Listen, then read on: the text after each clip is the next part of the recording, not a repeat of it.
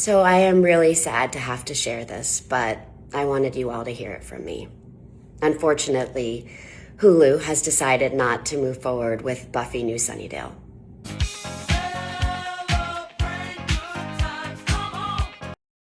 Buffy is a show simultaneously of its time and timeless, having references to media and stories from a time long past, while exploring ideas and themes rooted in humanity, capable of balancing humor with drama and tragedy, evolving from its roots into something truly impressive.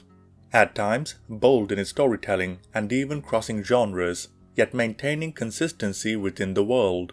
The characters are all unique, with different strengths and flaws, the contrast between them bringing them together, and containing the likelihood of tearing them apart.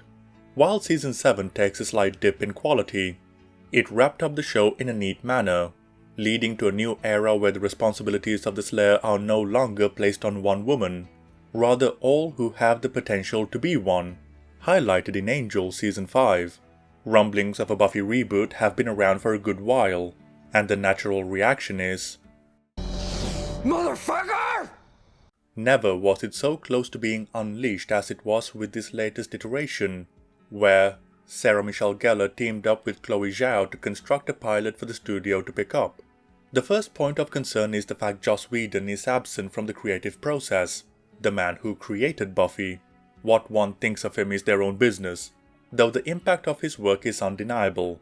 Whether it be Buffy, Firefly, or the Avengers, they are all so deeply rooted within our culture they are still referenced today. Yet, even if Whedon was involved, the show would likely suffer, because the original was made at a time when boundaries in storytelling were pushed and risks were taken.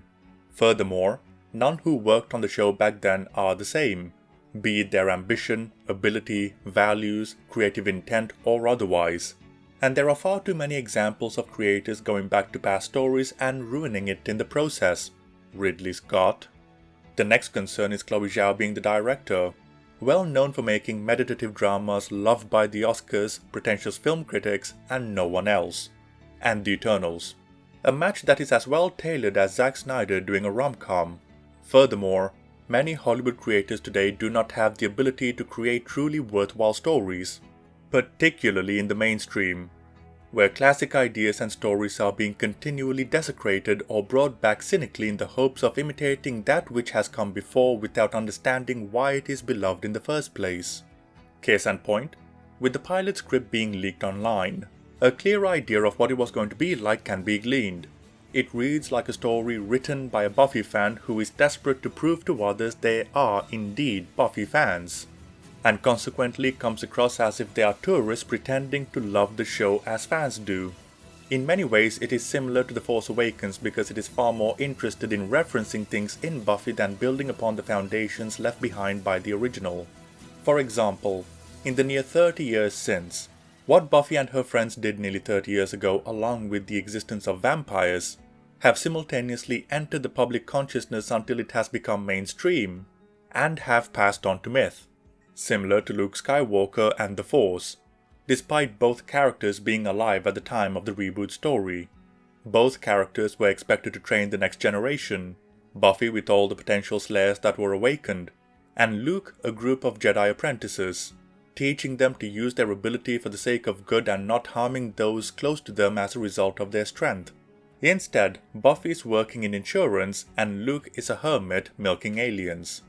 The resources of the prior generation are gathering dust, inactive, whether it be Luke's lightsaber or Giles' collection of books, which begs the question of why the collection is not with Giles. Nova, the new Slayer, as it was with Rey, intuitively knows how to use her abilities where past generations had to train hard to earn their victories, and both switch on a dime to completely different characters. The writers recognize the necessity of a character arc but does not have the ability to develop one organically through the writing, and instead switches them to a different character after a certain amount of time has passed and calls it a day.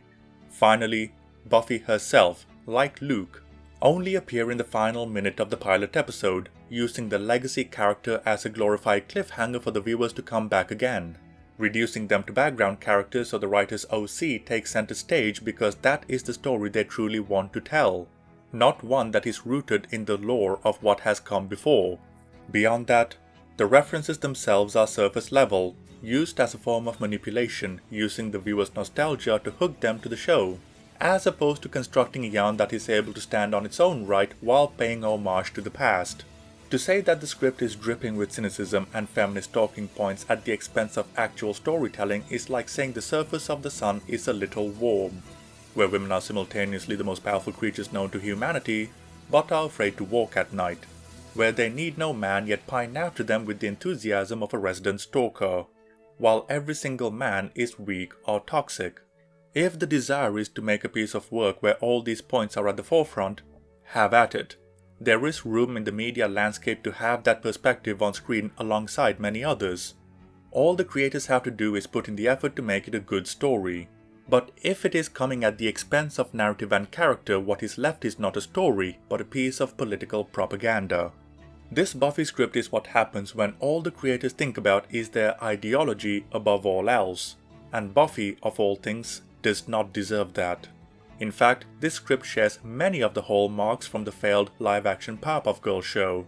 In short, the sensibilities within Hollywood today would not allow for a Buffy reboot to reach its highest potential, and there are hardly any writers who come close to the caliber of Joss Whedon.